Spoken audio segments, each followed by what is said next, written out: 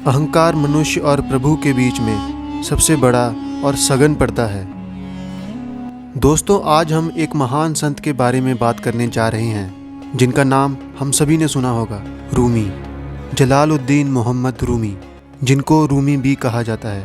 दोस्तों, एक बार का जिक्र है, मौलाना रूम मस्जिद में बैठे हुए थे। उन्होंने ढेर सारी किताबें अपने हाथ से लिखी हुई थी क्योंकि उस टाइम कोई भी प्रिंटिंग मशीन नहीं होती थी।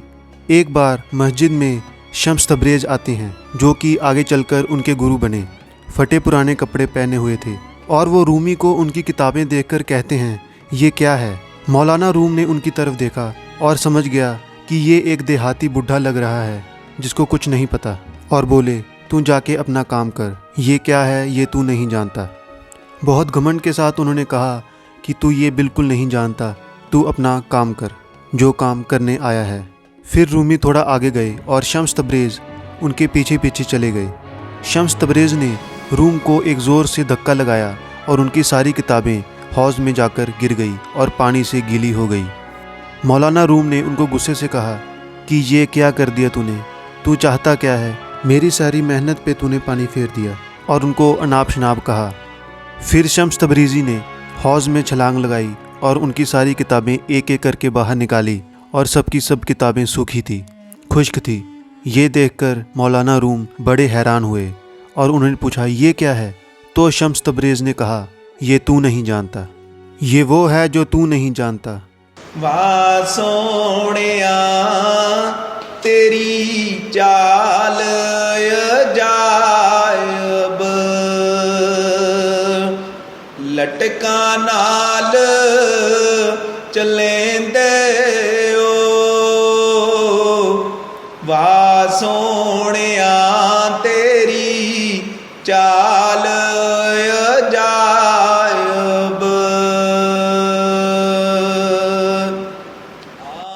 जलालुद्दीन मोहम्मद बल्खी रूमी एक महान सूफी संत थे जो 13वीं शताब्दी में उर्की के एक छोटे कस्बे कोन्या में रहते थे।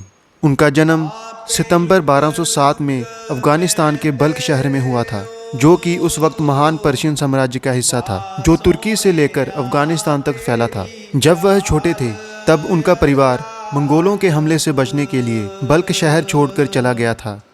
हज़ारों मील की यात्रा करके उनका परिवार अंत में कोन्या में बस गया, और तब रूमी 30 बरस के थे और फ़ारसी, अरबी और उर्किश भाषाओं के साथ कई विद्याओं को सीख चुके थे। रूमी के पिता बहावल्द एक प्रसिद्ध विद्वान, सूफ़ी और लेखक थे। रूमी की पहचान एक महान उपदेशक और इस्लामिक विद्वान के रूप में थी जो दर्शन शास्त्र, अर्क और पवित्र नियमों के जानकार थे।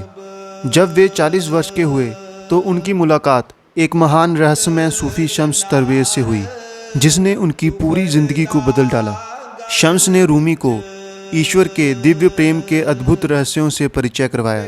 रूमी की 2 रचनाएं बहुत मशहूर हुई, एक मसनवी और दीवान ए शम्स तबरेज़।